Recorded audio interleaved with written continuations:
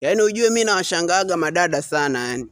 Unakuta mdada anapenda wanaume wanaokaa vijiweni, wala wananyoa viduku, wananyoa panki wenyewe, wanakuaga wanavaa vinguo fulani hivi pumbuchuma wenyewe wanaviita vikacha, basi hao ndo anawapenda, badala upende kijana mpambanaji mtafutaji ambaye anahangaika, yani yeye kiasi cha kwamba anapambana usiku na mchana, anajenga kesho yake, maisha yake ya kesho. Wewe unapenda vitu vinakaa kijiweni, wewe mdada na akili kweli au anakukuna jicho? Eti yani umeona wale wanaokaga vijiweni wale wana uwezo wa kutumia 100,000 kwa kununua nguo hii moja hii moja, ambaye kijana maskini mtaani ukimpa hata 10,000 akienda Karume pale anachagua mitumba na anunua nguo 3 kwa 10,000.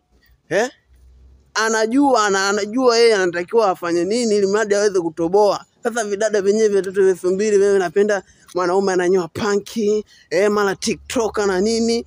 Nyewe mna akili kweli nyinyi? Alo leo pendeni vijana wapambanaji wanaopambania maisha yao kuhakikisha baadaye wanajiweka vizuri.